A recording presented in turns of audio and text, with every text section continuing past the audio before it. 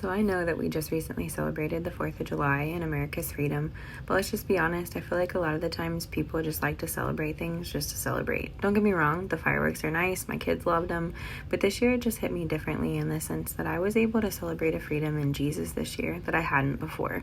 A freedom that I didn't know I could ever experience, a freedom that I thought I guess I never was worthy or deserving to experience.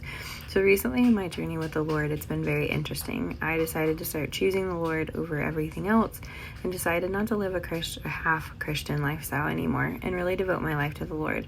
I began reading the Bible. I literally just opened up to Genesis chapter 1 and started reading because I know without a strong foundation in the Word and who God is, I would be very reluctant to put all my trust in Him with anything that comes my way to try to shake or destroy that foundation. See, I still really struggle with looking at things in a human experience type filter and not a godly filter. And I cannot look at God and experience God in the same manner that I do with people. It's just two completely different things. But obviously it's easier for us to expect the disappointment and letdown than to believe for hope and have ultimate faith and have our brains and hearts connect in that pure manner.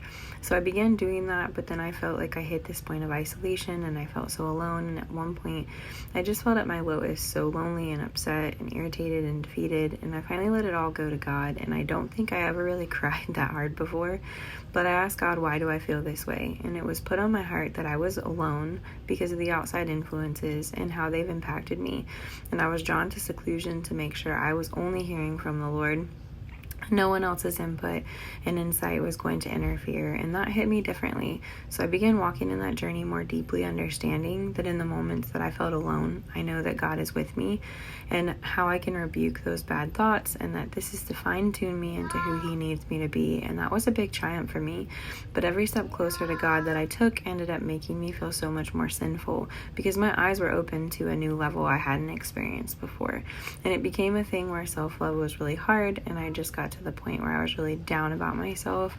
I was really upset, and I usually don't experience depression, but I was really being attacked and felt depression, and it was very difficult to navigate. I couldn't look in the mirror without seeing a flaw or a fault of some kind. If I'd make a mistake, I'd beat myself up 10 times harder, and intrusive thoughts were really a big deal. But I was battling, and every time I prayed to God or I asked God for help or I went into that seclusion with God or I read the Word, He always had a way of bringing me back, and He always brought me to a higher or newer level of thinking, to the point now where I can look in the mirror and not hate myself. I can look at my body and not hate myself, and I can genuinely feel good about myself. And I think the biggest thing for me though is that I feel free from recurring hurt, free from disappointment, free from pain and suffering, free from worry and anxiety, free from all the things that used to hold me down.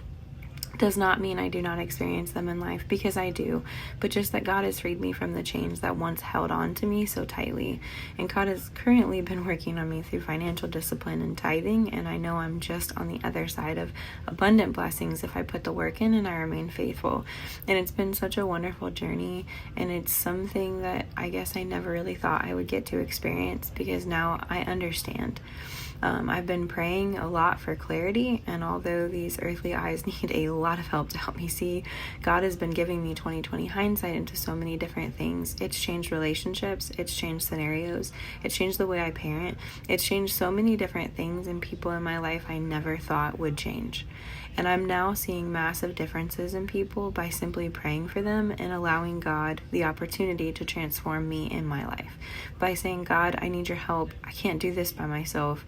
And allowing God to either use me as a vessel or transform that situation.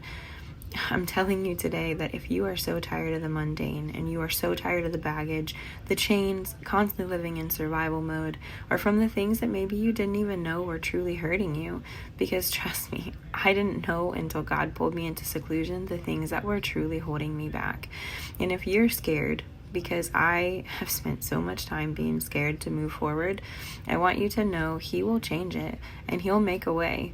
You have to put the work in, but you're not alone. He may pull you by yourself to get those outside voices out of your head, and he may seem like he's burning bridges and taking things from you that you didn't think you could ever live without. But I'm telling you 100%, it is worth this freedom. I understand that no choice of mine or any amount of good deeds I do would make me saved, and I used to believe that for so many years because it seemed so much easier than putting the work in that I just did. But I genuinely want everyone to be able to receive and walk in this kind of freedom. You can truly love yourself. You can understand and rest through obstacles, and you can have the right mindset and positivity knowing you have a loving God. He will fight for you and protect you and bless you and do all those things for you, and it is so worth it. I have been on both sides of this, and I genuinely pray that you will take this step towards this freedom and this love. God bless.